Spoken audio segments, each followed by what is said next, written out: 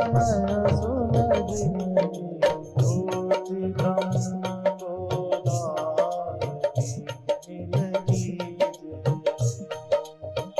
गोदान मिल सच्चिदानंद भगवान की, सनातन धर्म की।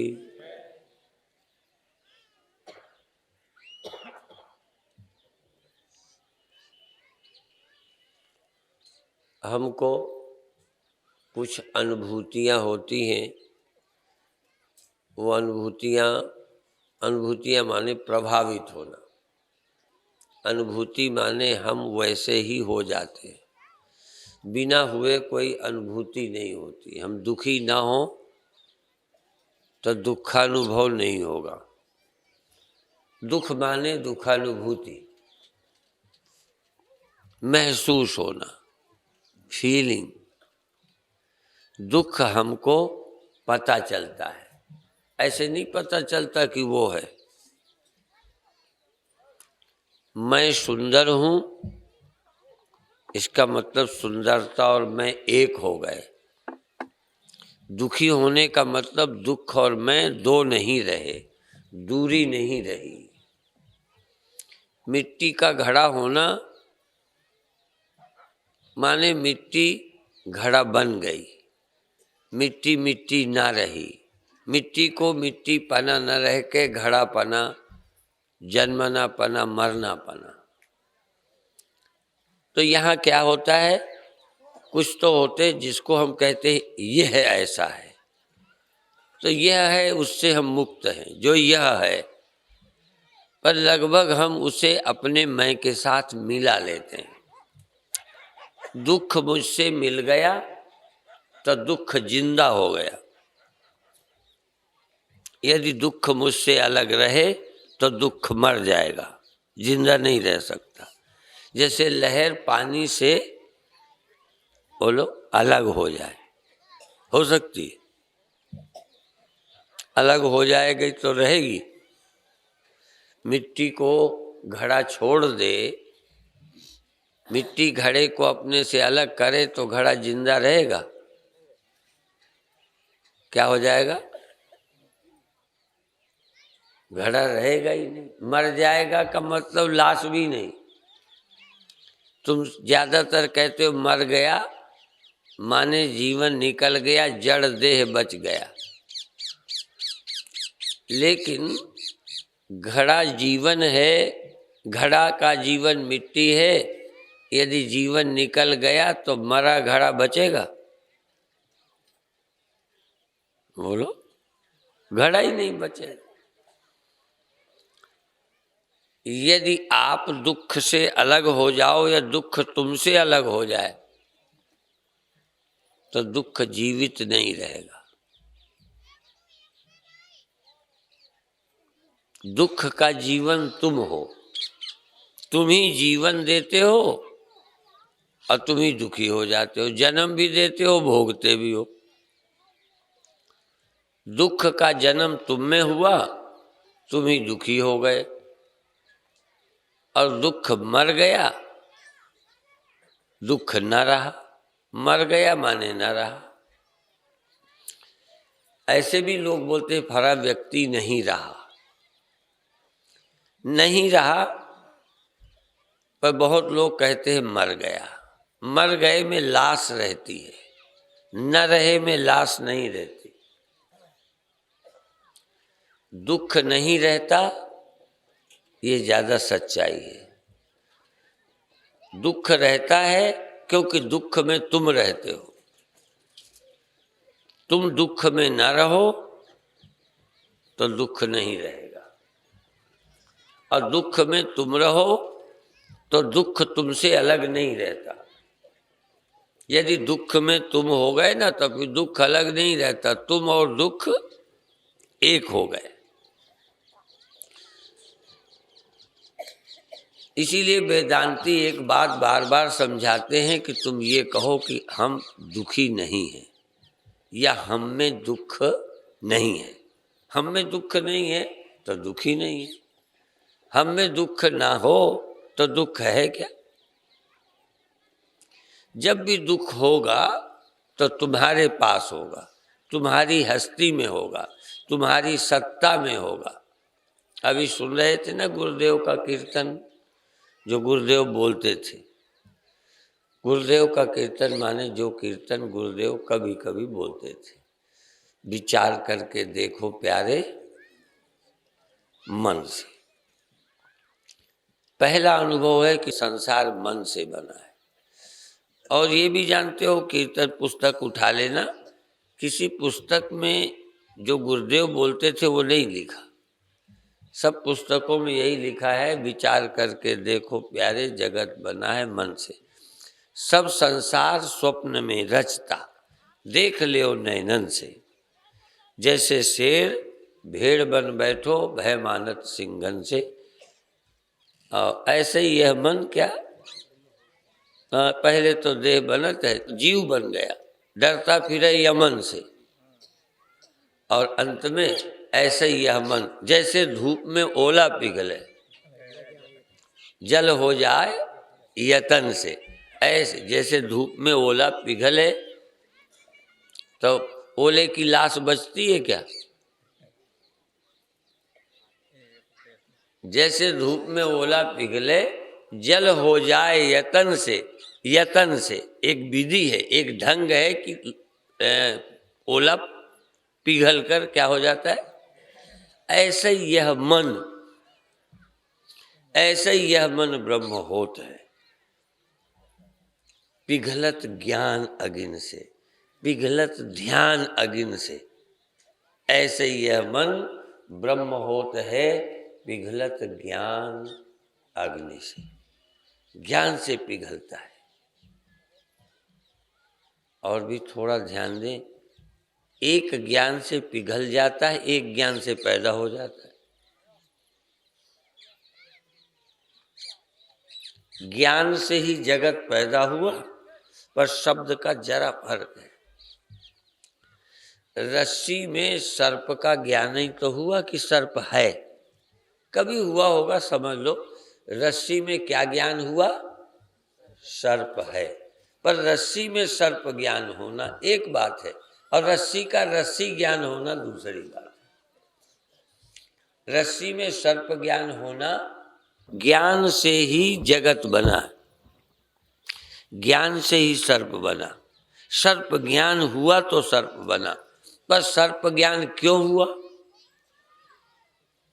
क्योंकि रस्सी ज्ञान ठीक से नहीं हुआ। रस्सी में सर्प ज्ञान तभी होगा जब ठीक ठीक रस्सी है ये ज्ञान ना होगा। इसलिए ये भी कह सकते हो जगत अज्ञान से बना है, सर्प अज्ञान से बना है। सर्प अज्ञान से विपरीत ज्ञान पैदा होता है, रस्सी अज्ञान से सर्प ज्ञान पैदा हो जाता है।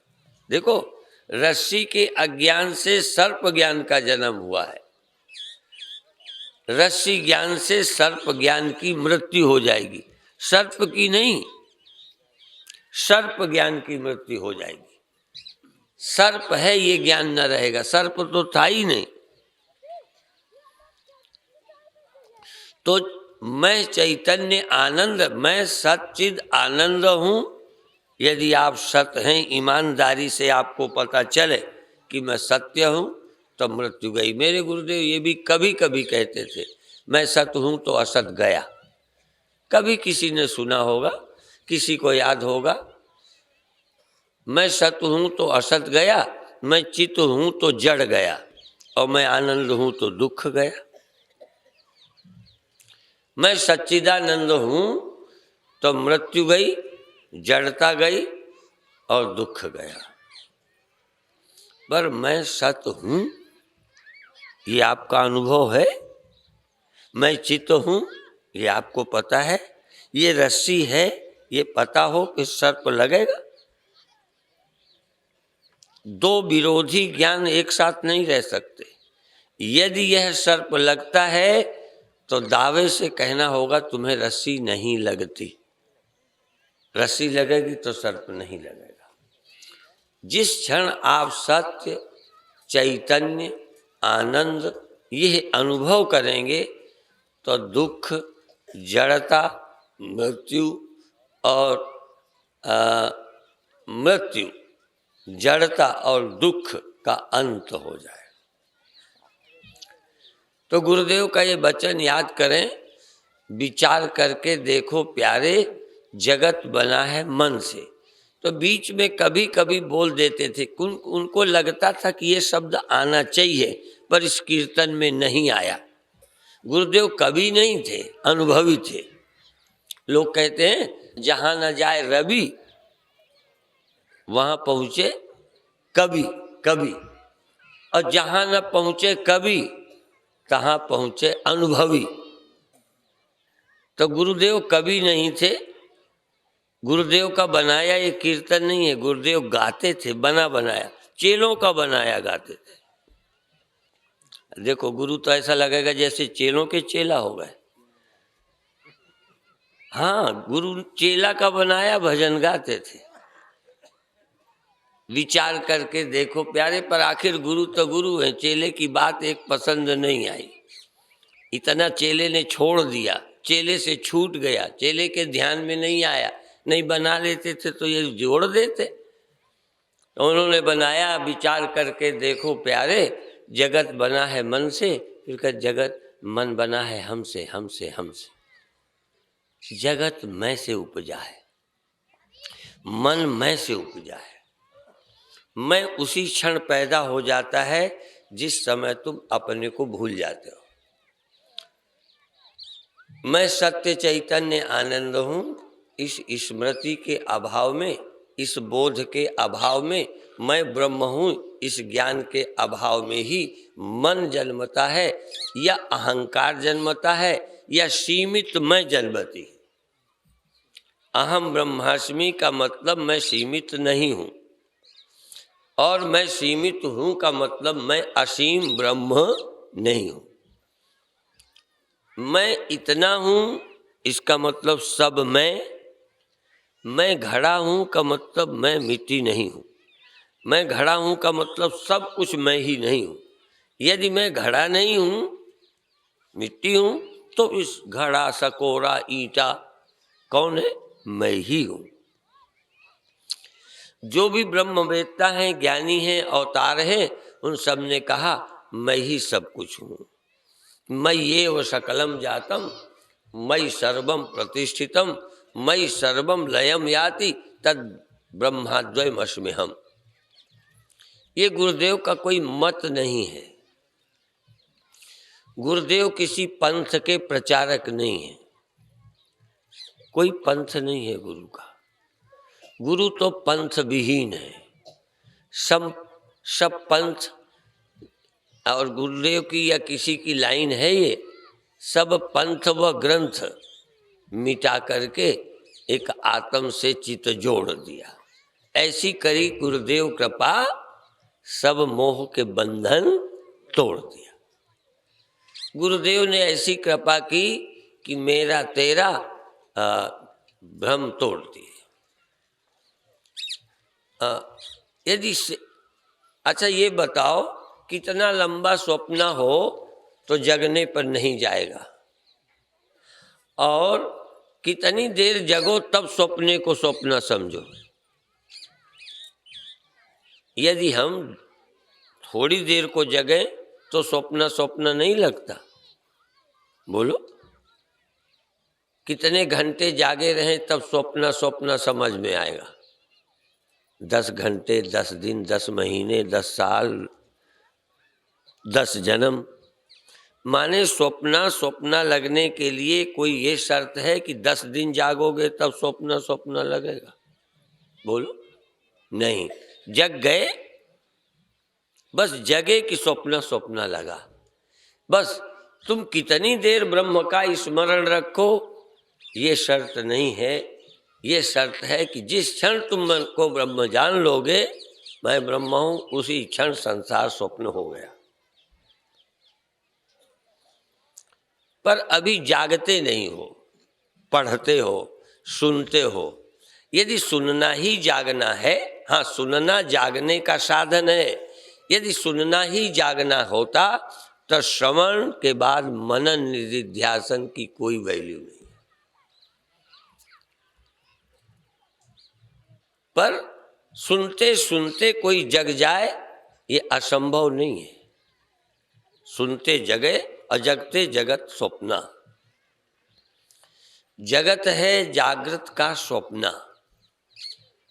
अब ये खाओ पियो रहो सब काम करो, थोड़ी देर ब्रह्म चिंतन करो, थोड़ी देर।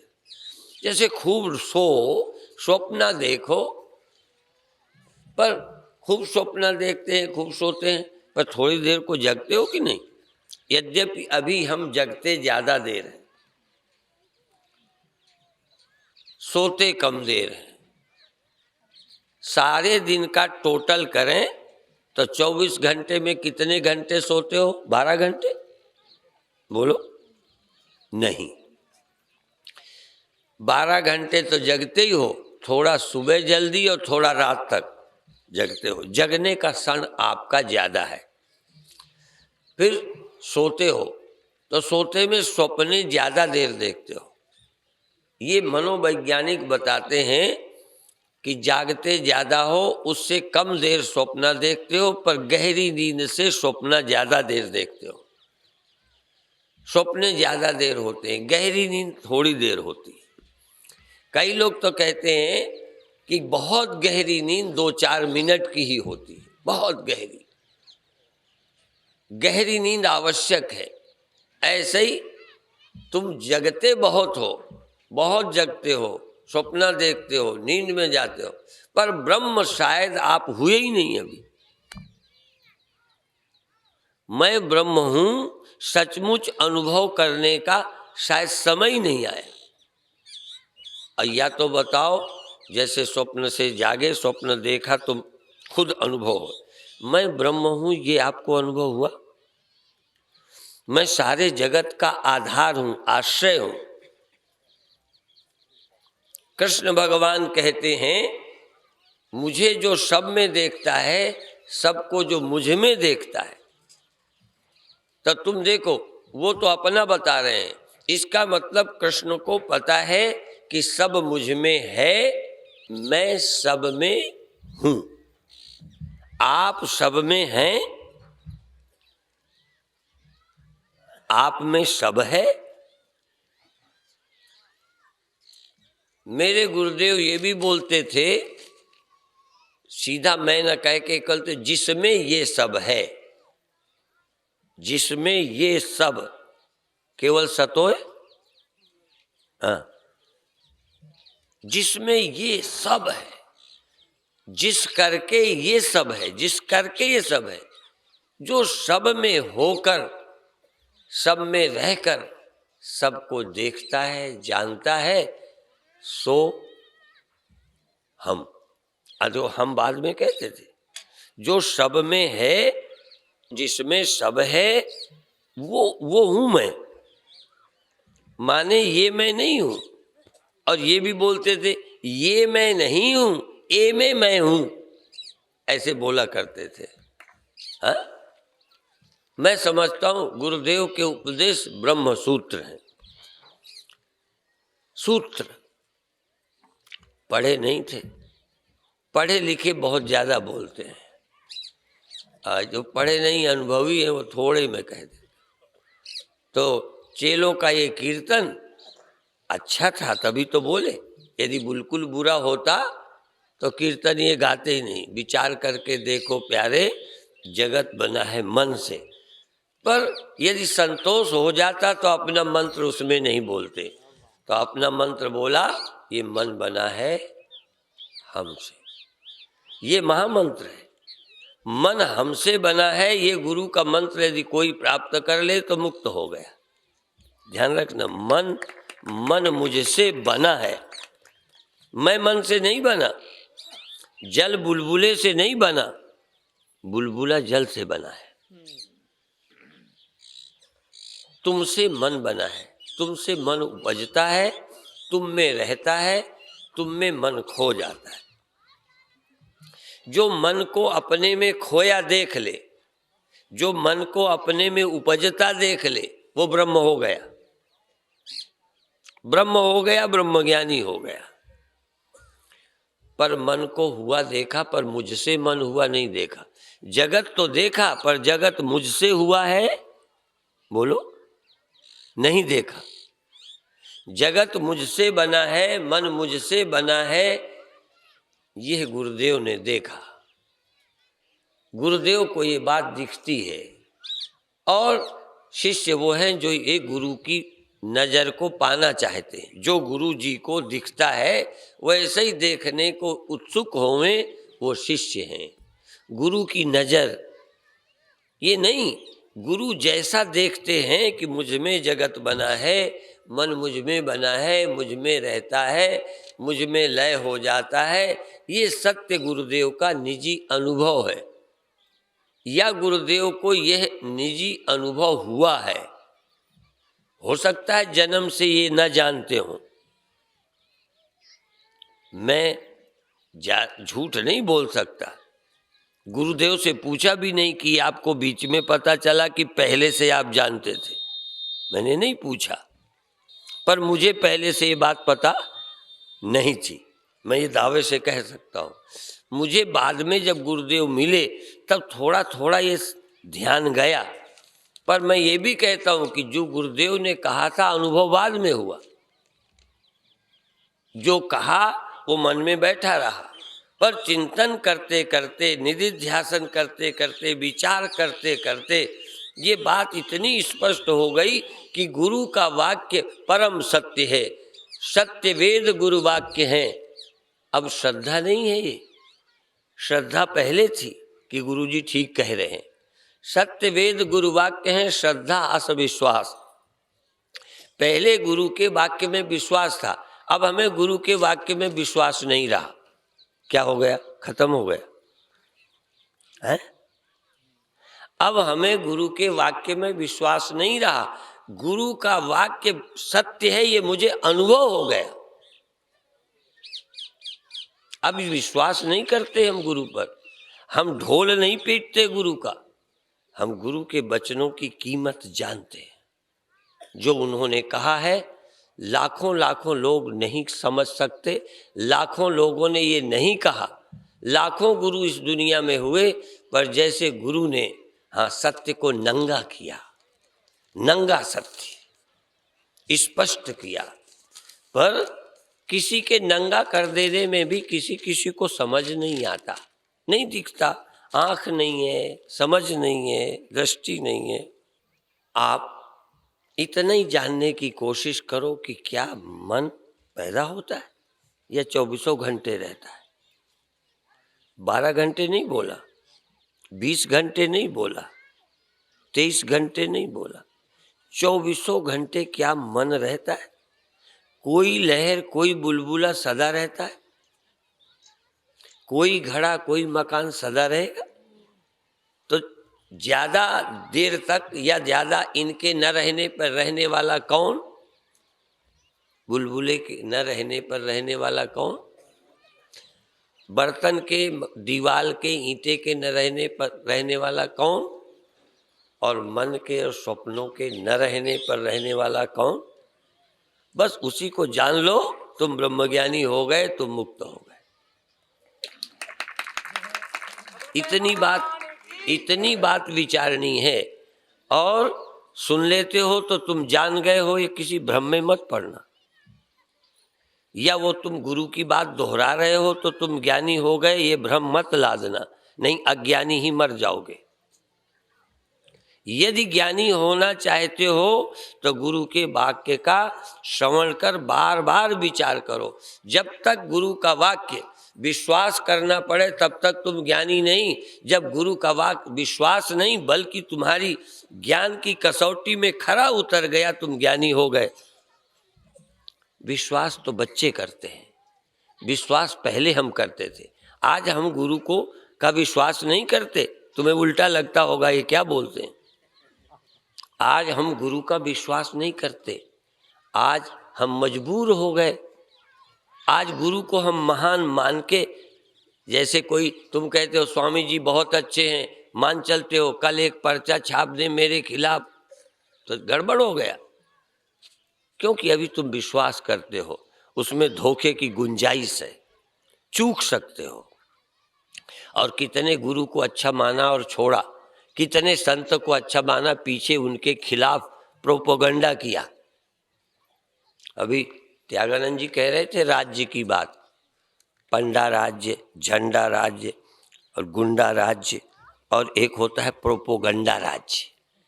प्रोपोगंडा करे राजा, प्रोपोगंडा से गुरु बन जाए।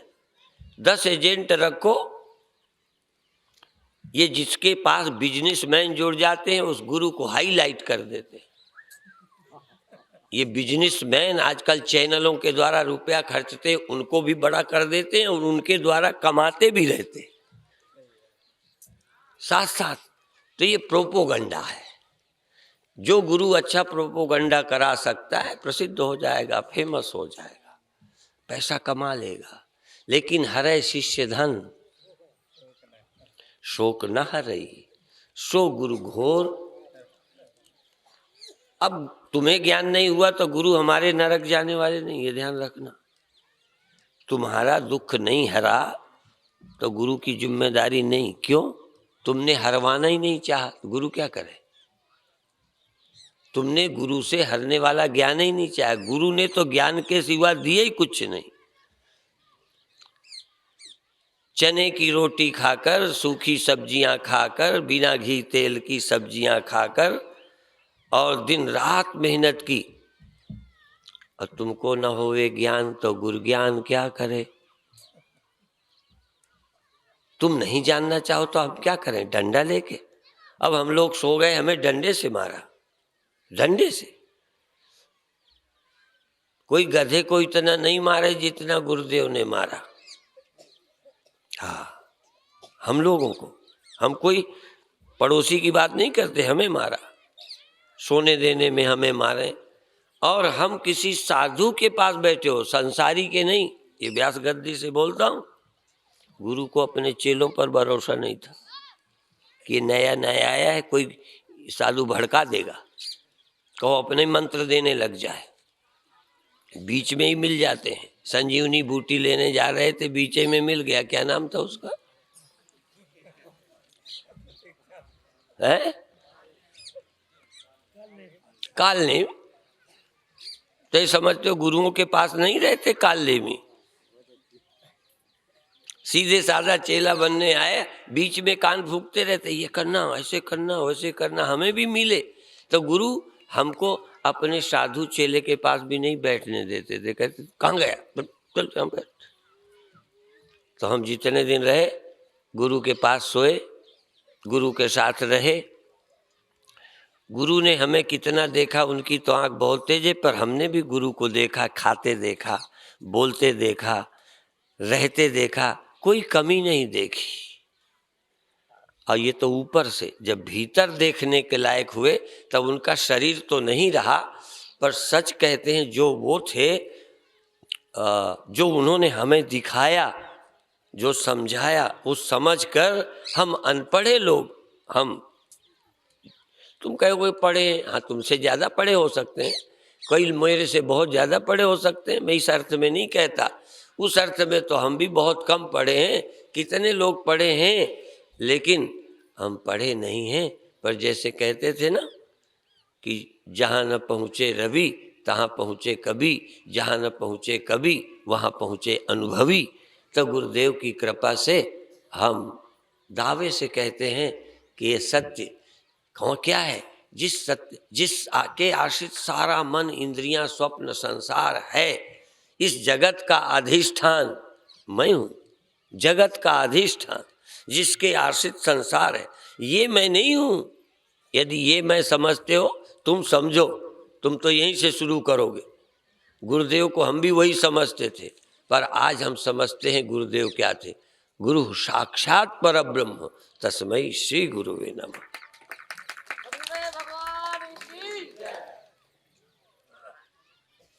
और हमारे गुरु भाई रोज बोलते हैं, गुरु को मानस जानते थे नर कहिए अंदर, समझते मनुष्य ही हैं गुरु को। मैं सीधा बोलता हूँ, मैं रियायत नहीं करता। गुरु किया है देह को सतगुरु चीना नाई कहते हैं, और गुरु देह को मानते हैं। अब फोटो के लिए लड़ मरेंगे, ज्ञान के लिए नहीं।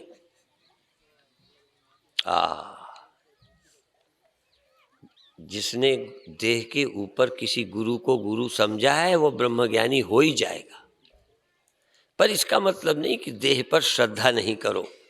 हम उस माइक को भी संभाल के लगाते हैं जिससे प्रवचन करते हैं। जिस देह से गुरु ने हमें समझाया, जिस मन से समझाया, जिस चरित्रवान त्याग और तप के द्वारा हमें बताया, उनके तप को भी हम धन्यवाद देते हैं। यदि वो तपस्वी न होते तो उनकी बात पर हमें श्रद्धा ही न होती। चरित्रहीन होते तो उनकी बात का हमें भरोसा ही ना होता। उनके त्याग और तप की महिमा है जो उनके डंडे हमने खाए। समझे? हम तो लोग तो छोटी बातें नहीं बर्दाश्त करते, हमने डंडे खाए। कीर्तन तो उल्टा है, पर आज उल्टा हो गया। एक है ना, सतगुरु ने अलख लखाया है, सतगुरु ने अलख लखाया। लखने वाली चीजें नहीं लखाई, जो अलख है जिससे सब लखा जाता है वो लखाया। सतगुरु ने अलख लखाया है। और एक लाइन उल्टी बोलते थे, क्या घर घर के डंडे खाया। ये मन स्वान समान फिरत, ये मन कहीं यहाँ कहीं वहाँ कहीं वहाँ, स्वान समान फिरत तो घर घर के डंडे खाया। ये मान अपमान लेना देना ये क्यों झेला? लोगों से आशा करता है मन, सो खाया। दूसरे के घर घुसेगा कुत्ता तो डंडे ही खाएगा। ये मन आशा करेगा, अपना घर छोड़ के और जगह, अपना घर अपने चैतन्य आत्मा के निवास छोड़कर औरों में भागता फिरता है तो मान झेला, अपमान झेला, लाभ झेला, हानि झेली। ये डंडे खाता है, मान अपमान झेलता है, सुख दुख झेलता है और अपने घर में नहीं रहता। तो हमारे गुरुदेव ने अपने घर का रास्ता, घर का जो श्रद्धा पूर्वक गुरु की बात सुनते हैं, अभी भी गुरु के वाक्य तो अभी हैं, गुरु की पुस्तकें अभी हैं, गुरु के कीर्तन अभी हैं। ध्यान से दो। आज राम नहीं है, रामायण है। आज कृष्ण नहीं है, शरीर से तो गीता तो है। वैसे तो कृष्ण मरते ही नहीं,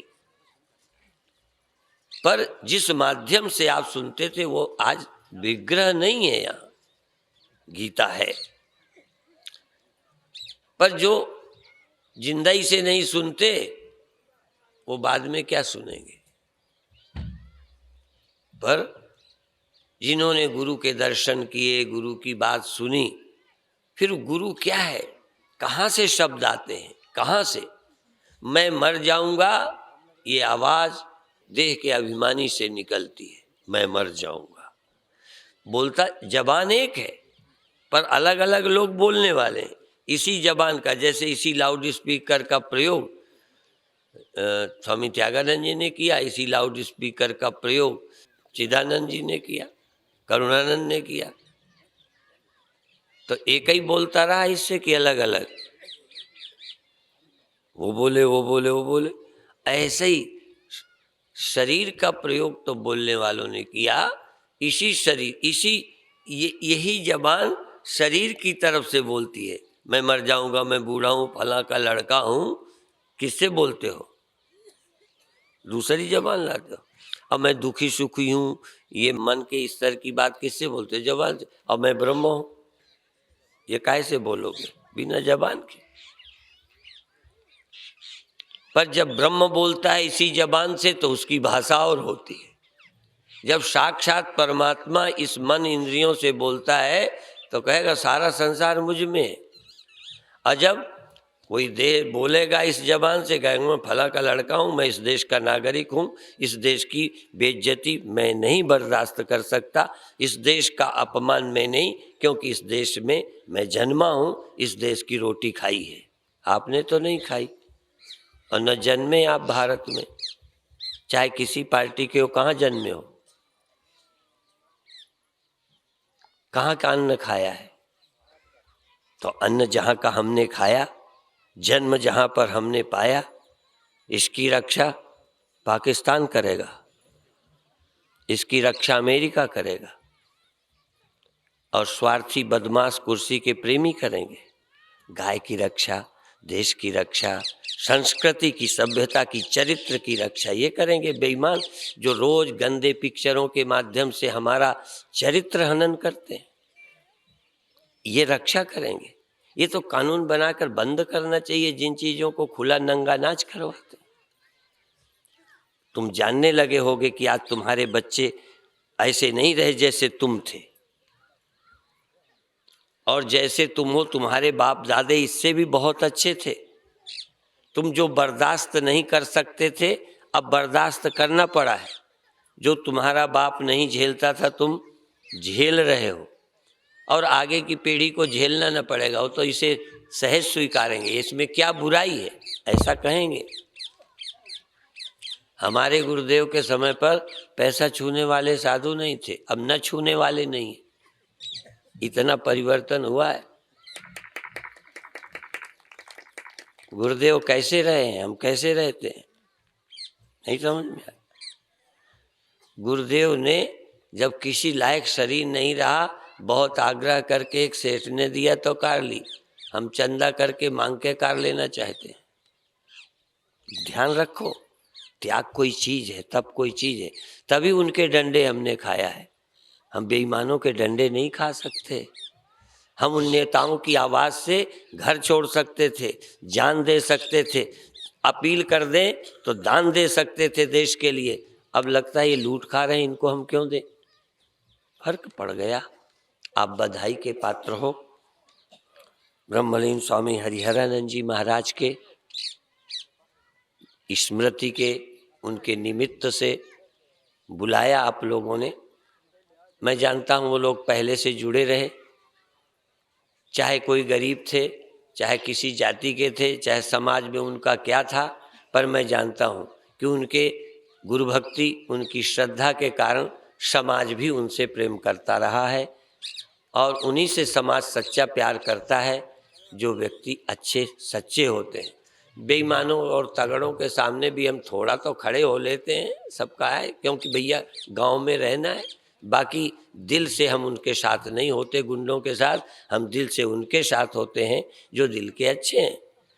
तो बधाई के पात्र हैं जिनकी याद में तुम इकट्ठे हो सकते हो, जिनकी याद से तुम अपने बैर छोड़ सकते हो, जिनके याद में तुम छोटी मोटी बातें भुलाकर एक जगह आ सकते हो। इसलिए गुरुदेव के नाम से, अध्यात्म के नाम से, संतों के नाम से, अच्छे सत्संगियों के नाम से तुम एक हो जाते हो। कम से कम इतना अच्छाई अभी भी शेष है हमारे देशवासियों के प्रति, अभी भी सच्चाई के प्रति तुम्हारी आस्था है। मैं अधिक देर तक न कहकर कल फिर सुनाऊंगा। सुनाने का हमारे को कमी नहीं है, पर ज़्यादा हजम भी तो नहीं होता, ज़्यादा खा जाए तो क्या होता है। वो आगे पाठ पीछे सपाट, अंधा बड़े कसौटी पीछे पड़ा चबाए। एक अंधा कसौटी वो खाट बनाने की बनाते हैं ना, वो कांच की बनाता जाए, ऐसे ऐसे करता है, पीछे पड़ा खाता चला गया। जब वो टटोला तो कहीं कुछ नहीं। तो हम नहीं चाहते कि हम सुना लें, हमें शौक है सुनाने का, सुनाने में मज़ा आता है। ये जैसे तुमको दुनिया की बातें सुन के मज़ा आता है, नौजवानों को वो चर्चाएं अच्छी लगती हैं, गंदी बातें उसमें रस आने लगता है, हमको ब्रह्म की कथा में रस आता है। और जिसको सचमुच ब्रह्म की कथा में रस आता हो, जिसकी ब्रह्म कथा का सुख मिलता हो, वो उसके और दुख तो अपने आप मिट जाते हैं, क्योंकि दुख तो संसार की इच्छाओं से पैदा होते हैं। जो भगवान की कथा में दुनिया को भूल जाता है, अहमिति बिसराई, मैं ही जिसका खो जाता है। बुलबुले की तरह पानी की याद करते बुलबुला स्वप्न लगने लगता है। सत्य तो जल है, घड़ा स्वप्न लगता है मिट्टी। ऐसे ही ये मन और अहंकार ब्रह्म चिंतन से झूठे होते हैं। जिसकी मैं मेरी मिट जाती है, दुख कहाँ रहेगा। दुख के लिए भी तो अज्ञान चाहिए, अहंकार चाहिए। बिना अविद्या के कोई दुख टिकता नहीं है। इसलिए सभी दुखों की जड़ अंकुर अज्ञान है, अहंकार है। मैं और मेरा, मैं नहीं तो मौत किसकी, मैं नहीं तो मेरा कौन, दुख कौन और चिंता क्या। असल में। और मैं उन्हीं के यहाँ है जो ब्रह्म नहीं है। लोग समझते हैं मैं ब्रह्म हूँ, मैं ब्रह्म हूँ। हाँ, लोग समझते हैं मैं ब्रह्म हूँ, ये अहंकार है। पर हमारी समझ में जो ब्रह्म नहीं है सो अहंकार है। जो मिट्टी है वह अहंकार नहीं है, जो घड़ा है वो अहंकार है। और वही दुख है, मौत है, नानत्व है। असल में अहंकार सबको है, चाहे छोटा हो चाहे बड़ा। किसी को बड़ा वाला है तो तुम्हें दिखता है बड़े वाला, छोटा वाला नहीं दिखता।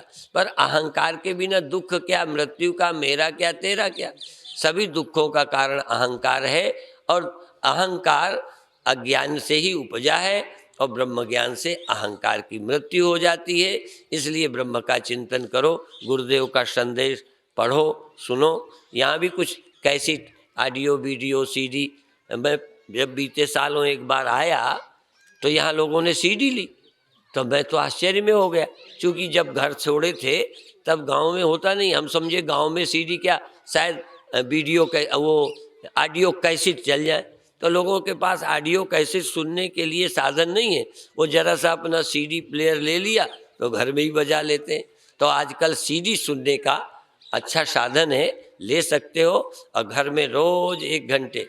मैं अमेरिका गया तो एक रमेश देसाई है, जो हैं तो भारत के, वहाँ रहते हैं, नियम से सुनते हैं। ऐसे कई भारत में भी हैं जो नियम से पूजा की तरह, पाठ की तरह कैसेट लगाते हैं। जिनके पास जो साधन है सुनते हैं, नहीं है आप पुस्तक पढ़ो, रोज पूजा की तरह, पाठ की तरह। तुम्हारी साधना ये वेदांत का चिंतन, उसी की स्मृति। यदि स्पष्ट नहीं है तो बार बार गुरु के पास जाकर पूछो। गुरु, अभी सूचना हुई कि मवई धाम में कार्यक्रम है, सुनने का लाभ मिल सकता है, आप आओ, लाभ लीजिए, पूछिए, सेवा करिए, सहयोग दीजिए। और जिसकी सेवा करते हो उसकी बातें तुम में आने लगती हैं, ये सहज है। जिससे प्रेम नहीं करते उसकी चीज़ें तुमको असर नहीं करती। इसलिए इतना ही कहकर अभी समाप्त करेंगे, कल फिर सुनाएंगे। हम लोग भोजन करके लग जाएंगे इसी काम में, ठीक है। और तुम भी जल्दी निपट कर, क्यों रोज देर करो अबेर करो, जल्दी काम निबेड़ो। जब भी बाहर जाना होता है, रिश्ते नाते में जाना होता है, तो जल्दी जल्दी तैयारी करके। ऐसे ही एक दिन का सत्संग है। और ये मैं बता दूं, सच कहता हूँ कि 2 दिन लायक गांव नहीं है आपका, एक ही दिन लायक है। पर आपको 2 दिन मिल गए हैं, क्योंकि उनका प्रेम रहा है, जिनके कारण हम आए, जिनके कारण पहले भी आते रहे। तुम भी वैसे ही करो, तुम्हारे कारण आने लगे। तुम्हारा प्रेम हो, तुम्हारी श्रद्धा हो, सत्संगी बनो, हाँ। और नहीं तो बस हम लोग ये कहते हैं भैंस को नहर, अब तो सींच हो गई, सब जगह सुविधा हो गई। नहीं, जब कहीं पानी नहीं था तो भैंसें नहर के किनारे सुख मानती थी। जब सूखा पड़ता था तो हम अपने इलाके के जानवर शहर की तरफ ले जाते थे जहाँ नहरें। अभी भी देखो, भेड़ बकरियाँ, ऊँट लोग इस देश में ले आते हैं, गायें ले आते हैं, जहाँ सूखा है यहाँ लाते हैं, क्या करें। तो ऐसे ही जहाँ सूखा है महात्मा भी छोड़ देते। तो महात्मा, हम कहते हैं भैंस को नहर और महात्मा को शहर अच्छे लगने लगे। वहाँ एसी लगी है, साधन है, पंखा है, बिजली है। अब यहाँ सुबह शौच जाना हो तो कहाँ जाएं, गर्म पानी से नहाने की आदत। अब हमें सोचना पड़ेगा कहाँ जाएं रात को। तब प्रवचन सुनाने आ गए, अब कहाँ जाएंगे हमें पता नहीं। तो हमारा मतलब ये है कि गांव में अब लोग आने को तैयार नहीं है। गुरुदेव का जीवन था तपस्वी, वो दिन याद करो जब वहाँ बाहर पड़े थे, वर्षा हुई थी और वहीं पड़े। फिर लोग तो बाबा भागे, फिर उनको उठा के खाट सहित लाया गया जब कुटिया में, तब भी बस्ती में नहीं, कुटिया में रात। कहाँ ले जा रहे हो, कहाँ ले जा रहे हो। हाँ, वहाँ पड़े। एक समय वो था। और अब हम लोगों को एसी कमरा चाहिए, गाड़ी भी एसी चाहिए, ट्रेन भी चाहिए, नहाने को गर्म पानी चाहिए। गुरुदेव ना नहाए ये तो है, पर उन्होंने कोई गर्म वरम पानी नहीं चाहा। पर उनके लिए नहाना इतना नहीं था कि बिना नहाए भगवान नाराज हो जाएंगे, इतना हमें पक्का है। पर अब हम एक तरफ भगवान को डरते हैं कि ना नहाएंगे तो पाप ना लग जाए, और नहा लें तो कहीं रोग ना लग जाए। तब क्या करें, बीच में पड़े हैं अभी हम तो।